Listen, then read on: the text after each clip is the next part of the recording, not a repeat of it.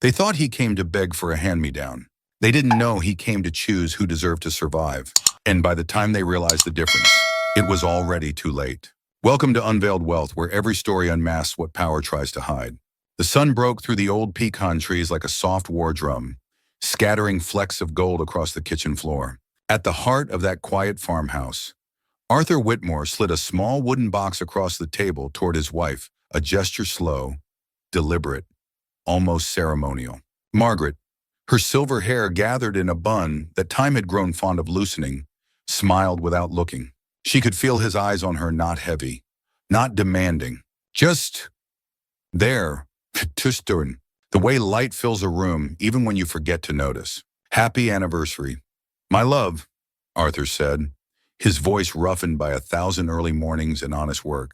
His hand rested beside the box a second longer than needed, as if giving away a piece of himself. Margaret lifted the lid with careful fingers, revealing a hand-carved pendant, a single rose etched into aged walnut, its edges imperfect, alive.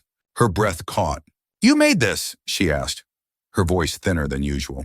Arthur shrugged, pretending nonchalance, but his eyes gave him away. "Been whittling at it for a few weeks. Figured it might look good with that old lavender dress you won't let go of." Without hesitation, Margaret pinned it to her blouse, a Sunday outfit worn not for show, but for remembering what mattered. Her smile was the kind that made rooms brighter and worlds heavier all at once. Outside, the wind carried the scent of damp earth and worn leather from the porch swing, the same one they'd built decades ago, now creaking under the weight of memory. Despite a net worth rivaling Fortune 500 founders, Arthur and Margaret Whitmore lived the kind of life that corporate brochures like to lie about: real, rough-edged, unpolished. No fleets of black cars, no gated mansions, just a Ford pickup with peeling paint and a mailbox that leaned like a drunk after a hard storm. "Our Ella's graduation is next weekend," Margaret murmured, tracing the rim of her coffee cup. 18 years old. "I still remember when she thought jelly beans could grow into candy trees." Arthur laughed, a deep, grounding sound, and pulled his gaze toward the living room, where a battered mahogany armchair sat stubbornly by the fireplace. It was more than furniture. It was legacy carved into wood. "I was thinking," Margaret said quietly, "maybe it's time she had something that lasts." Arthur tilted his head. "The chairman." Margaret smiled small, knowing. "It's seen generations through storms we don't talk about anymore. Seems only right it goes to someone strong enough to add her own stories." The morning moved on, around them birds arguing in the trees, a screen door slapping in the wind. But inside, something important had already shifted. Without fanfare, without spectacle, a decision had been made. And somewhere downtown, without knowing it yet, a showroom full of polished marble and polished smiles was about to learn. Real power doesn't arrive with a roar. It walks in with worn boots and leaves earthquakes behind. The mahogany armchair had dulled over the years, its carving softened by generations of hands gripping its worn arms. Its fabric faded to a quiet memory of what once was. Arthur ran a calloused palm over the chair's armrest, feeling the grooves as if tracing old family lines. "This old thing," he said with a low chuckle, "it's seen better days. But maybe it's got one more story left in it." Margaret smiled, her eyes glinting with an idea. "What if we had it restored, upholstered, cleaned, maybe even have something special engraved for Ella's graduation?" Arthur's face lit up the way only certain memories could. "Something she could pass down someday," he said thoughtfully, fingers tapping against the chair's worn frame. "A mark of where she came from, a promise of where she's going. You know, it's funny. Some heirlooms don't sparkle under showroom lights or come with certificates of authenticity. They carry something heavier. Legacy, and legacy doesn't beg for attention. It waits quietly to be recognized by those who still know how to look." They spent the morning tossing around possibilities, the way architects dream on paper before a single brick is laid. Ella was heading to college in a few months, following in Arthur's footsteps by studying sustainable engineering, a fire she'd inherited from too many family evenings spent tinkering in the old workshop. Margaret tapped her chin thoughtfully. "There's that high-end furniture atelier downtown, isn't there? The one that does bespoke restoration work?" Arthur nodded. "The one with all the imported Italian leather and custom handcrafting. I read about it in the paper last week." Margaret sipped her coffee and smiled. We could stop by today. I have that check to deliver to the children's hospital anyway. They didn't drive luxury cars much, despite the zeros that quietly multiplied behind their names. Arthur still preferred his battered pickup truck, its paint sun-peeled and proud.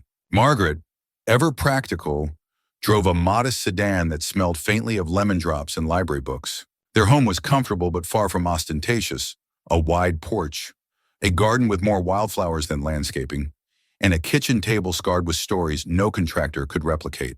After breakfast, Margaret changed into her favorite lavender outfit, a simple button-up jacket and matching pants she had worn to more christenings, graduations, and summer weddings than she could count. Arthur dressed as he always did, a flannel work shirt under an old leather jacket, dark jeans faded by honest wear, and that stubborn gray Stetson he refused to give up. Margaret hesitated as she watched him pull on his boots. "Should we dress up a bit more?" she asked, smoothing the creases in her sleeve. Arthur shrugged. "Why, we're not going to impress anyone. We're just talking about fixing a chair." Margaret laughed softly, sliding her plain wedding band onto her finger. The only jewelry she ever wore. No reason to be fancy. And that right there, that's the part they always misjudge, isn't it? The ones who measure worth by the weight of gold usually forget that real power wears denim and dust, not diamonds. Nothing about them, from their clothes to the old pickup rumbling to life in the driveway, suggested they could buy the entire shopping district without blinking. But that was the beauty of it. Real power doesn't announce itself. It simply waits patient, invisible, until the world makes the mistake of treating it like it doesn't exist. The deep creases on Arthur's knuckles told a longer story than any portfolio ever could.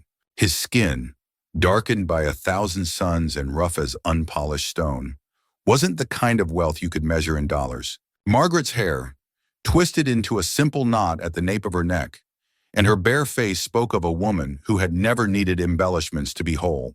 As the old Ford pickup rumbled through the narrow downtown streets, windows rolled down to let in the spring air. They talked about Ella's upcoming graduation, the stubborn rose bush Margaret refused to give up on, and Arthur's latest woodworking project, a canoe, more splinter than vessel, rescued from the back of the barn. Neither of them gave a second thought to how they looked as they pulled into a public parking lot, 2 blocks away from the gleaming facade of Whitmore Atelier. Their life choices had never been about hiding their fortune. They simply understood something most people forgot: when your roots are deep enough, you don't need to flaunt the tree. And yet, the world they were about to walk into, polished, perfumed, and precise, would only see what was on the surface. The atelier loomed like a glass cathedral, pristine and silent except for the soft hum of curated background music leaking from within. Through the floor-to-ceiling windows, the kind polished to a glare, Arthur caught glimpses of imported leather sofas, artfully distressed wood pieces, and chandeliers that looked like they had been plucked from Versailles. The air around the entrance smelled faintly of bergamot and aged wood, expensive, intentional, almost theatrical in its precision. Margaret pulled the heavy glass door open, and immediately, the temperature dropped, not just from the air conditioning, but from the eyes that noticed them. A security guard in a tailored dark suit assessed them in a heartbeat, shifting subtly to position himself between them and the glittering sanctuary beyond. His posture was polite, his smile professional, but his stance set it all: wrong place, wrong people. "Good afternoon," he said, his voice smooth as marble. "May I help you?" Margaret offered a calm smile. "We're here about a custom restoration." The guard's polite mask didn't crack, but his eyes did a quick inventory: worn boots, sun-faded denim, hands too scarred for shopping. After a pause that lasted half a beat too long, he gestured toward a sleek reception counter framed by a ridiculous arrangement of orchids. At the desk, a young woman with hair so perfectly set it looked sculpted lifted her gaze. Her professional smile flickered the instant she registered them, the kind of involuntary reaction that training manuals don't quite erase. Her eyes darted sideways to a colleague, a micro-expression of shared skepticism. "Do you have an appointment?" she asked, her voice cooling a few degrees. "The way storefronts in upscale districts know how to freeze you politely?" "No, we don't," Margaret replied, her tone steady as ever. "We're interested in restoring an antique armchair. Something very special for our granddaughter's graduation." The receptionist's manicured fingers danced over her keyboard with mechanical efficiency, though it was obvious she was already deciding how quickly she could usher them out. "I see," she said, lingering on the words just long enough to sting. Our master artisans are currently booked for months. Custom projects, especially restorations, require substantial lead time and a substantial investment. It's strange how some places can wrap a sneer in silk and call it customer service. You almost admire the craftsmanship. Almost Arthur said nothing, his gaze calm, steady, the kind of silence that made the glitter in the showroom seem suddenly cheap. And somewhere deep inside that polished temple of curated elegance, a crack small, almost imperceptible, had already begun to form. The receptionist's voice held a polite distance, the kind reserved for people expected to quietly disappear. The wait for custom work is quite considerable, she said, fingers pausing mid-keystroke as if already preparing to decline them. Arthur simply smiled, the kind of slow, patient smile that comes from someone who has outlived more dismissals than most could imagine.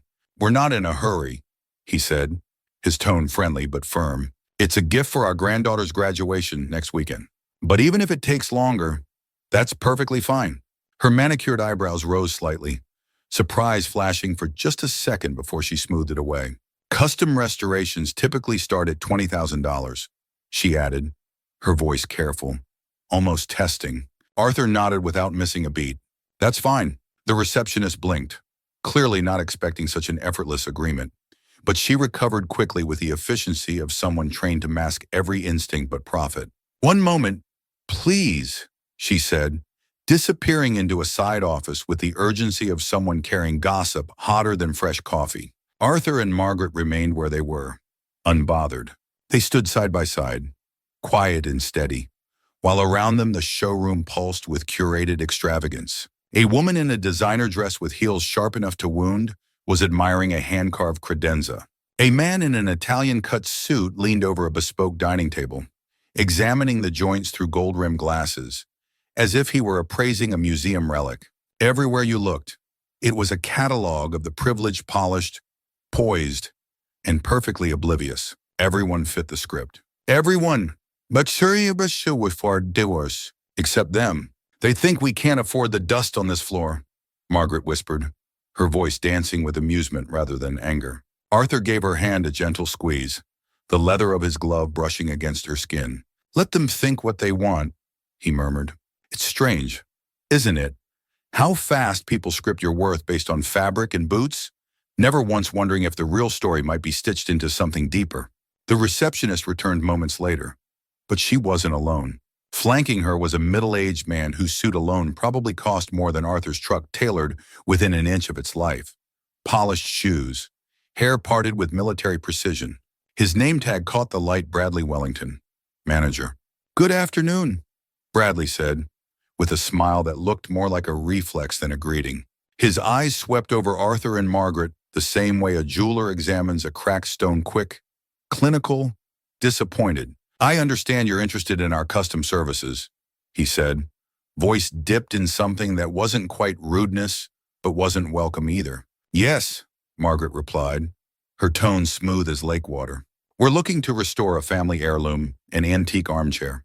We'd like it reupholstered and personalized for our granddaughter's graduation. Arthur carefully placed a printed photo of the chair on the counter, a battered but proud mahogany piece, worn smooth by a century of stories. Bradley barely glanced at it before shifting his attention back to them. I see, he said, the words thin and uninterested. And what sort of budget did you have in mind for this project? Margaret and Arthur exchanged a look, the kind that needs no words after 50 years of knowing exactly what the other is thinking. We hadn't set a specific limit, Margaret said calmly. Whatever it takes to make it special. Bradley's mouth curled into something that could have been a smile if it hadn't died halfway across his face. Our artisans, he said, voice lifting slightly as if reciting from a brochure, are among the finest in the world. Their work commands a significant investment. And there it was, the invisible velvet rope, drawn tight across a showroom that measured humanity in thread counts and credit limits. But what he didn't realize was that Arthur and Margaret had already crossed bigger barriers than polished floors and practiced disdain, and they didn't need an invitation to rewrite the ending. Our artisans command appropriate compensation, Bradley said, his voice gliding over the words like a waiter reciting a wine list neither of them had asked for. We understand, Arthur replied calmly, his posture unchanging, as if he hadn't even heard the condescension tucked between every syllable. Bradley offered a tight smile, the kind that feels more like a warning than a welcome. "Perhaps," he said, his tone lowering to something almost pitying, "you might be more comfortable at Fine Form down on Fifth Street. They offer more economical options for custom work." Margaret's back straightened just slightly, the kind of subtle shift that could tilt the balance of a whole room if you knew how to watch for it. "We're here," she said, voice even, but carrying a weight that didn't need volume to be felt. "Because we understand you're the best." Bradley's jaw clenched for half a breath before forcing a broader, thinner smile. "Indeed we are," he replied, "which is why our clientele typically comes prepared for significant investment." By now, the exchange had drawn quiet interest from the other patrons scattered across the showroom. A woman draped in diamonds leaned toward her companion, whispering behind a hand adorned with more stones than fingers. Two salespeople behind the counter exchanged smirks so practiced they might as well have been part of their uniforms. Margaret, unfazed, pressed on. "Perhaps you could show us some examples of your restoration work." Bradley sighed, an audible, almost theatrical exhale, the universal sound of someone burdened by obligations beneath their station. "Miranda," he called over his shoulder to a young associate pretending not to watch, "would you show these folks our vintage collection, the entry-level pieces?"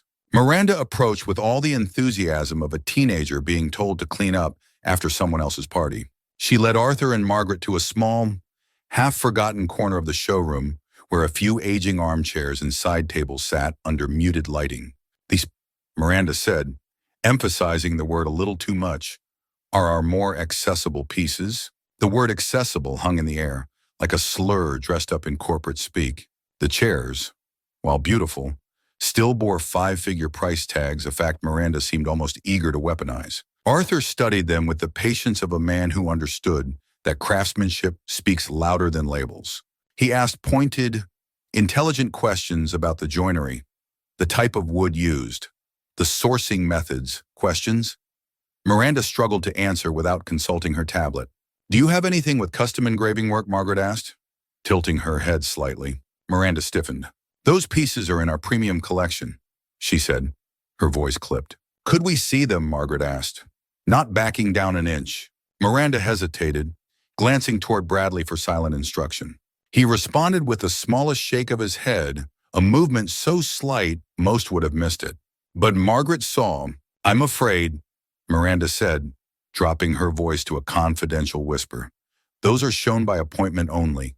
To qualified buyers." "Qualified buyers," Arthur repeated, one eyebrow lifting slightly. "Yes," Miranda said, fumbling for words. We usually reserve them for clients who have demonstrated serious interest." And there it was, the unspoken gate they thought they could quietly close, dressed up in policies and protocol. They weren't rejecting a project. They were rejecting the people holding it. Funny, isn't it? How luxury always claims to be about exclusivity when really, it's just fear in a fancier suit. Margaret's eyes narrowed, but she kept her tone sweet. "And how exactly do you determine who's serious?" Miranda stammered, her cheeks flushing slightly. "Typically, our premium clients are, well, that is, they usually..." Her voice trailed off into a silence thick enough to feel. Just then, a loud crash shattered the awkward tension. A young sales associate had fumbled a tray of velvet cleaning cloths, sending them scattering like fallen cards. All eyes in the showroom turned momentarily toward the commotion. Everyone, that is, except Margaret, who noticed something else. Bradley, standing near the counter, making a small circular motion with his hand, the universal sign for "wrap this up." The message was clear. It always was, if you knew where to look. Bradley Wellington wasn't a man easily rattled.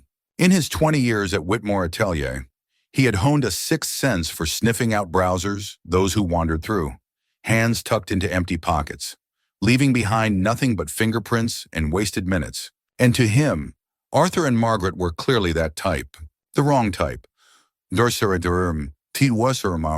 He approached them with the polished confidence of someone who had done this 1,000 times, the corners of his mouth tilting into a professional approximation of regret.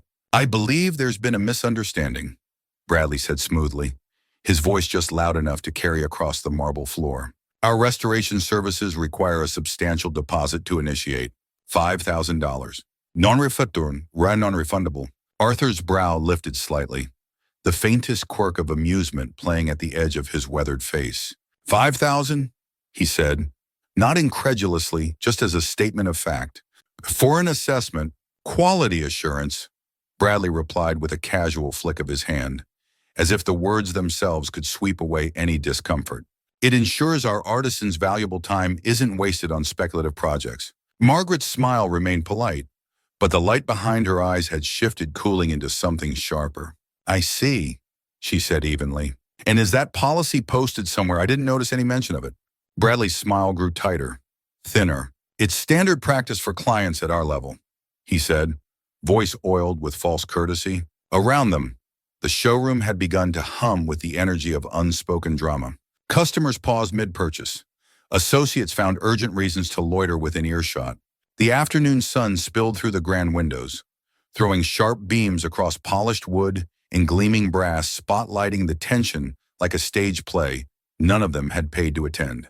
Bradley leaned forward slightly, voice rising enough to ensure no one missed the next part. Perhaps, he said, each syllable weighted with practiced disdain, you would be more comfortable at Fine Form on 5th Street. They specialize in more accessible projects. A titter of laughter bubbled from a nearby couple draped in designer labels, the woman covering her mouth while her companion smirked openly. Margaret didn't flinch. She stood still, her posture rooted in a dignity that no velvet rope could fray. If anything, her stillness seemed to make the marble around her look flimsy, like a set piece waiting to collapse. Arthur reached for her hand, squeezing it gently, not as a shield, but as an anchor. We're just looking to have a family heirloom restored, Arthur said, his voice steady, grounded, the kind of tone that didn't ask for permission to exist. Bradley cut him off, waving away the sentence like an annoying fly. It's not a question of interest, he said, his voice dripping with condescension that polished suits couldn't hide. You know, people like Bradley always think they're protecting a brand. What they never realize is they're rotting it from the inside out, one smug smile at a time. It's a question of suitability, Bradley said, the words wrapped in velvet but sharp as glass underneath. Whitmore Atelier has a reputation to maintain. Our pieces are investments, not. He let the sentence hang, then cast a deliberate glance at the photograph of the worn armchair Arthur had placed on the counter. His meaning was clear, his contempt even clearer. A female associate behind the reception desk didn't even try to hide her smirk, tucking a strand of hair behind her ear, as if the gesture could somehow disguise her pleasure in watching someone be quietly pushed toward the door. The security guard, reading the room with professional instinct, took a few casual steps closer, not aggressive, not loud, but looming just enough to make his purpose obvious. Arthur shifted, the worn leather of his boots creaking against the marble, but Margaret beat him to it. Now see here, Arthur started, his voice rising a fraction not in anger, but in the kind of disbelief that comes from realizing, yet again, how shallow some people's worlds really are. Bradley raised a hand in interruption, a subtle but unmistakable show of authority. Please, sir, he said with syrupy patience, there's no need to create a scene. Then, turning to the security guard as if sealing a routine chore, he added, Richard, please escort these people out. Margaret's voice cut through the low murmur of the showroom. You're asking us to leave? She asked, her voice steady, unmarred by the humiliation clinging to the corners of the room. Bradley offered a smile so polished it barely concealed the venom underneath.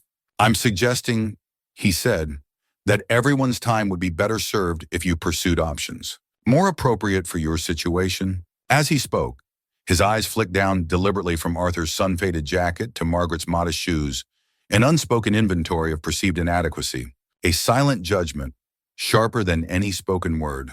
The security guard stepped forward, voice low but firm. Sir, ma'am, if you'll come with me. Margaret stood her ground, her hands calm at her sides, her eyes unblinking.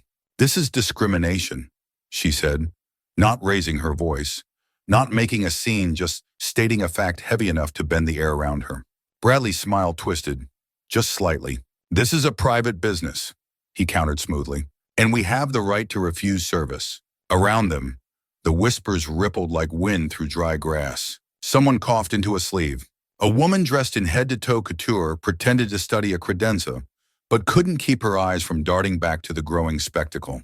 "I'd like to speak to the owner," Margaret said, her voice still calm but now carrying a different weight, the weight of someone who knew she was being dismissed, and chose not to let it slide. Bradley chuckled, low and mocking. "The owner," he repeated. "Mr. Whitmore wouldn't waste his time on this matter." It's almost comical how arrogance always thinks it's untouchable, right? Until it learns that some tides don't announce themselves before they drown you. "Now," Bradley continued, his patience thinning as the crowd's attention sharpened. "Please leave before I'm forced to call the authorities." The thick velvet rope that divided the grand showroom from the entrance suddenly seemed more like a line drawn between two entire worlds. On one side, the curated illusion of luxury and privilege. On the other, the reality they didn't want staining the marble. Arthur turned toward Margaret, his voice soft, private. "Come on," he said, but there was something in his tone that didn't sound like surrender. It sounded like a storm getting ready to change direction. "We'll go somewhere else," Arthur said quietly, his voice carrying no anger, only a certain finality that somehow sounded heavier than shouting. The security guards shifted to move toward them, but Bradley, unable to resist the allure of public humiliation, stepped forward himself. "Allow me," he said, his voice thick with exaggerated courtesy, gesturing toward the towering glass doors like a metro dismissing unwelcome guests from an exclusive gala. As Arthur and Margaret walked through the glittering showroom, the weight of every glance pressed against their backs like a silent tide. Whispers floated in the charged air, not loud enough to catch every word, but heavy enough to stain the room. Bradley followed a few paces behind, a triumphant smile stretching across his face like a hairline crack in a piece of fine porcelain. Near the threshold, he leaned in just enough for his parting shot to carry across the floor. "Perhaps try the mall," he said loudly, his voice laced with mock sympathy. "I believe they're having a clearance sale on recliners this weekend." A ripple of laughter followed, brittle and cruel. A young blonde associate clamped a manicured hand over her mouth, her shoulders shaking with the effort not to be seen laughing and failing spectacularly. Margaret paused at the edge of the exit, her hand lightly brushing the red velvet rope that separated them from the ordinary world beyond the showroom. She turned, facing Bradley squarely. Her expression wasn't angry. It wasn't even hurt. It was almost pitying. "You've made quite a mistake today," she said simply, her voice clear and low enough that it forced people to lean in, just to catch it. Bradley smirked, dismissing her words with a flick of his wrist. "The only mistake," he said smugly, "was assuming you could afford our services." He punctuated the insult with a sharp nod, then turned away as if closing a file he'd already decided wasn't worth reading.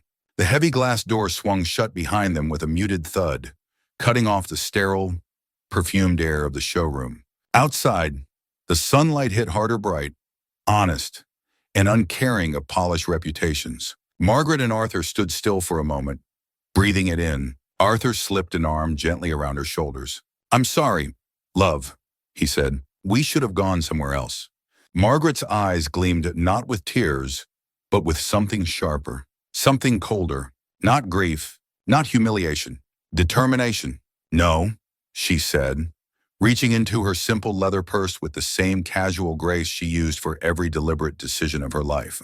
"I think we're exactly where we need to be." She pulled out her phone, thumb hovering over a single contact. Then, without drama, she pressed the call button. "James, it's Margaret Whitmore," she said crisply, her voice slicing through the air like a clean blade. "Yes, sir, at Whitmore Atelier downtown. Could you come by, bring Edward with the papers?" The call ended in less than 15 seconds. No raised voice, no flurry of demands, just the kind of quiet certainty that makes storms inevitable. Margaret tucked the phone back into her bag and turned to Arthur with a small, knowing smile. 5 minutes, she said. Arthur chuckled, the deep, rumbling kind of laugh that comes from loving someone long enough to know when the ground is about to shift. "You sure about this?" he asked, teasing gently. Margaret's eyes twinkled, catching the full fire of the afternoon sun. 50 years together, she said, squeezing his hand. "And you still ask me that?" Arthur laughed again, shaking his head. They walked toward a bench just outside the massive showroom windows, the kind meant more for show than comfort. Margaret sat gracefully, smoothing the fabric of her lavender jacket, and gazed back toward the gleaming entrance. She wasn't watching the doors. She was watching the walls, waiting to see how fast they would crack. Because some storms don't come with thunder. They come dressed as old people in worn boots, carrying history in their hands and letting pride dig its own grave. Margaret didn't rush to leave. Instead, she leaned back against the bench, her fingers brushing absent-mindedly along the worn fabric of her jacket. Her gaze stayed locked on the massive showroom windows, calm and unwavering. "Let's stay a while," she said lightly, almost as if suggesting an afternoon coffee. I wouldn't want to miss the look on their faces. Inside, business stumbled back into motion, but the air felt thinner now, brittle around the edges. Bradley stood near the front counter, regaling several employees with an embellished retelling of what had just happened. He exaggerated Arthur's slow, steady walk, twisted Margaret's calm words into something small and pathetic, earning chuckles from the circle gathered around him. And then, Bradley said, shaking his head in mock disbelief, "She actually asked to speak to the owner." As if Mr. Whitmore would waste 2 minutes on folks who probably can't even afford a throw pillow in here. Miranda, standing just behind him, laughed along, but her glances kept darting nervously toward the door, where sunlight still spilled in like a silent witness. "Should we really have thrown them out like that?" she asked under her breath, her voice uncertain. Bradley waved her concern away with the lazy arrogance of someone who believed the marble floors would always stay under his feet. "Trust me," he said. "I've been doing this for 20 years. You can spot time wasters before they even open the door."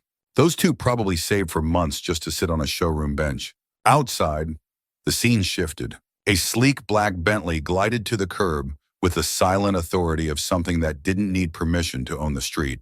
A uniformed driver stepped out first, moving with crisp efficiency to open the rear door. From the back emerged a distinguished man in his 60s, his tailored suit cutting a clean, commanding line against the afternoon glare. A younger man followed closely behind, carrying a slim leather portfolio in hand. They moved toward Margaret and Arthur with a kind of gravity that didn't require announcement. "Mrs. Whitmore," the older man said, bowing slightly. "Mr. Whitmore, what can we do for you today?" Margaret rose, straightened her jacket with quiet precision, and nodded. "James," she said warmly, "thank you for coming so quickly. We've encountered a situation." Inside, the showroom's murmur faded to a brittle hush. Through the towering glass, every associate and half the customers watched, unblinking. A black Bentley, a chauffeur, a distinguished man with paperwork, all orbiting the elderly couple they had just humiliated. "Who are they talking to?" Miranda whispered sharply, pressing closer to the window. Bradley squinted, his forehead tightening. His voice dropped half an octave. "That's James Thornton," he said slowly. "One of the top financial advisors in the country." The self-satisfaction that had buoyed him moments before seemed to drain out of the room, leaving only a tight, brittle tension behind. Outside, the younger man opened his portfolio, offering a set of documents to Margaret. She glanced through them efficiently, then passed them to Arthur, who signed with a steady hand. A customer, standing frozen halfway to the checkout counter, turned to an associate. "What's happening?" she whispered. No one had an answer, especially not Bradley. Margaret spoke animatedly to James, her gestures crisp, deliberate, occasionally pointing toward the towering glass facade of the showroom. James listened closely, nodding, while the younger man scribbled swift notes. You could feel it, if you were paying attention. The ground polished, beginning to shift, and cracks.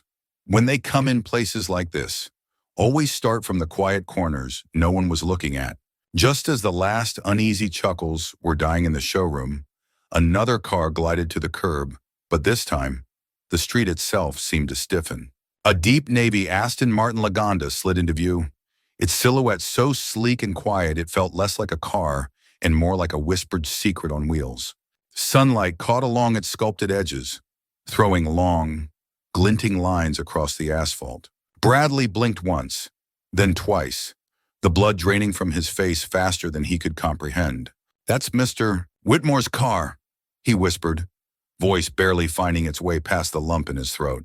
The owner, Miranda, asked sharply, her fingers digging into the counter without realizing it. She didn't get an answer, because the door of the Aston swung open, and out stepped Charles Whitmore himself, the founder, the legend, the signature etched into every letter above their heads. He was older now, in his 70s, but moved with the kind of poised force that made age irrelevant. His dark bespoke suit didn't shout money.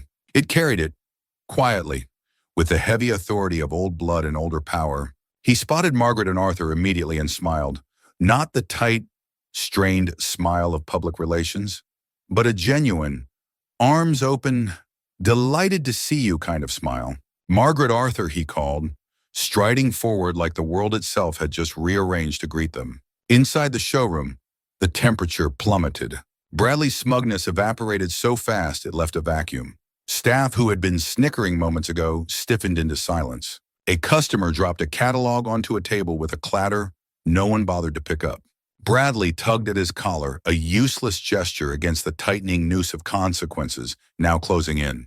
Who are those people? Miranda asked, her voice shaking just enough to betray the panic clawing under her professional shell. Before Bradley could stammer out a guess, Margaret, Arthur, James Thornton, the young assistant, and Charles Whitmore all turned simultaneously facing the massive showroom windows like a jury delivering a verdict. Margaret lifted a hand, pointed directly at Bradley. No anger, no gloating, just simple, merciless recognition. Charles Whitmore's face darkened, not theatrical anger, something colder, something earned. The group moved toward the entrance, slow, steady, undeniable. Bradley swallowed hard. I think we've made a terrible mistake, he muttered, barely above a breath. The security guard who had earlier played gatekeeper now scrambled, almost tripping over himself, to swing open the towering glass doors with an awkward flourish. As the warm outside air flooded into the sterile coolness of the gallery, Bradley found himself face to face with the couple he had humiliated, and with the man who could erase his career with a single look. Bradley, Charles said, voice soft but edged in something steel hard. We need to talk. The room froze. Smirks, whispers, sidelong glances gone, replaced by a brittle, breathless silence so thick it felt almost alive. Charles, Margaret said sweetly, as if she hadn't just detonated a bomb in the middle of the showroom. We didn't expect to see you today. But that's the thing about people who carry real storms inside them. They never need permission to change the weather. Charles Whitmore's face was a curious thing to watch in that moment, a masterclass in duality. Toward Margaret and Arthur, he radiated the kind of genuine warmth that only came from old loyalty, but beneath it, barely leashed, was a fury cold enough to frost the marble floors under his feet. When James called and said you were here, Charles said, his voice carrying effortlessly across the stunned showroom, I almost didn't believe him. Then he told me what happened. He turned slowly, deliberately, until his gaze locked onto Bradley. The color in Bradley's face shifted from pale to the ashen gray of wet cement. Mr. Wellington, Charles said, his tone deceptively conversational. Do you have any idea who you just threw out of my gallery? Bradley swallowed, the movement painfully visible. I'm afraid there's been a misunderstanding. Indeed, Charles agreed, his voice dropping to a temperature that could crack glass. There has... He turned slightly, making sure the entire room could hear. You just insulted Margaret and Arthur Whitmore. The names hit the air like a grenade in a cathedral. Miranda gasped audibly, her hand flying to her mouth. Somewhere near the back of the gallery, a customer's champagne flute slipped from numb fingers and shattered against the marble in a crystalline explosion that no one dared move to clean up. Whitmore, Bradley echoed weakly, like saying it aloud might somehow conjure a different reality. As in, Whitmore Foundation. James Thornton adjusted his glasses with calm precision. The Whitmore Foundation, Whitmore Estates, Whitmore Innovations. He confirmed. Current valuation, approximately $30 billion. The number landed like a body dropped from a rooftop. Shock rippled outward in a slow, choking wave. No one even tried to pretend they weren't staring now. Margaret and Arthur Whitmore, who had walked into their polished temple wearing old boots and quiet smiles, had more wealth under their fingernails than the combined net worth of every customer browsing that day. Bradley flailed internally, trying to piece together some defense, some plea for forgiveness. They couldn't my son one. They don't look like billionaires, Margaret finished for him gently, her voice so soft it forced the room to lean in. And tell me, Mr. Wellington, how exactly should billionaires look? Bradley had no answer. He had never had an answer for the things that truly mattered. Arthur, who had been silent throughout the exchange, reached calmly into his jacket and pulled out a neatly folded photograph, a picture of the battered, beloved frame they had come to restore. "We brought this," he said, his voice steady. "A family heirloom. We wanted it restored. For our granddaughter's graduation." He held the photo out, and Charles Whitmore took it with a reverence that made every misplaced judgment in the room feel even heavier. "It would be our honor to handle this for you," Charles said, after a long pause. "Of course. No charge." Margaret shook her head gently. "No," she said. "We'll pay full price." A sad, knowing smile touched Charles's mouth. "From what I understand," he said, his voice rich with irony, "special treatment is exactly what you received today, just not the kind anyone should ever want. And sometimes, the quietest lines are the ones that crack the loudest mass." The younger man with the leather portfolio stepped forward, clearing his throat gently. "Mrs. Whitmore, the documents you signed." Margaret nodded with the kind of grace that didn't ask for permission to be respected. "Ah, yes," she said, retrieving the papers with casual precision. She turned toward Charles, her voice carrying across the brittle silence. "Charles, we've just finalized the donation for the Children's Arts Foundation. $30 million. As we discussed, for a moment, no one inside the showroom moved. Even the marble seemed to hold its breath. Bradley's knees nearly buckled. His face, already pale, now looked translucent under the harsh designer lighting. "How wonderful!" Charles exclaimed, genuine warmth threading through his voice. "The Whitmore Creative Center will bring opportunities to so many young artists." Margaret smiled modestly. "That was today's main errand before we decided to stop by and handle a small personal matter," she said, gesturing toward Arthur with an almost playful tilt of her head. "We thought it was a good day to arrange Ella's graduation gift." 2. The revelation didn't just land in the showroom, it detonated. This quiet, unassuming couple, the ones they had laughed at, dismissed, ushered toward the door, had just casually donated $30 million before wandering in to restore a piece of family history. And now, the entire floor plan of assumptions was cracking under their feet. Charles turned to Bradley, his voice sharpening into steel. "I believe you owe Mr. and Mrs. Whitmore an apology." Bradley's professional mask, so carefully molded over years of social maneuvering, shattered completely. His voice trembled, and the words tumbled out, broken and half-formed. I don't know what to say. I am deeply, terribly sorry for how you were treated. I made inexcusable assumptions." Margaret regarded him calmly, her expression neither cruel nor triumphant, just inevitable. "Not just about us," she said quietly. "Your attitude suggests you judge all your customers by their appearance." The silence that followed wasn't the awkward kind. It was the kind that weighs down on your chest and doesn't let go. "And that," Margaret continued, her voice as steady as a river carving stone, "is no way to treat anyone, regardless of their bank account." Miranda, standing stiffly nearby, stepped forward, her hands twisting nervously. "I'm sorry, too," she said, her eyes fixed somewhere near the floor. "I was rude, dismissive. I shouldn't have been." Margaret nodded, accepting the apology with grace. "We all make mistakes," she said. "What matters is what you do next." Charles turned to address the staff, now huddled in an uneasy semicircle. His voice didn't rise. It didn't need to. "Let today serve as a lesson," he said, each word landing like a stone dropped into still water. "This company was built on respect for everyone who walks through that door. Everyone." He glanced sideways at Bradley. "And some personnel changes will be made effective immediately." Bradley's shoulders sagged under the finality of it. Charles turned back to Margaret and Arthur, his demeanor softening once more. "Now," he said with a small, genuine smile, "about that frame you wanted restored." Arthur chuckled, the sound low and rich like old mahogany. "I believe we're ready," he said. "And perhaps," Charles continued, his voice lighter now, "you'd like to browse some new collections? Maybe find something special for Ella's new apartment." Margaret smiled, not because she needed anything new, but because she understood the weight of what had just shifted. Some victories don't come with banners or applause. Sometimes The quietest wins are the ones that echo the longest. That would be lovely. Charles, Margaret said, her voice warm but steady. Inside Whitmore Atelier, the once smirking staff now moved with the kind of precision usually reserved for heads of state. Every gesture, every glance toward Arthur and Margaret was tinged with a reverence that couldn't be faked and wouldn't be forgotten. As Charles personally led them toward a private consultation room, Arthur leaned in close to his wife, a quiet chuckle rumbling low in his chest.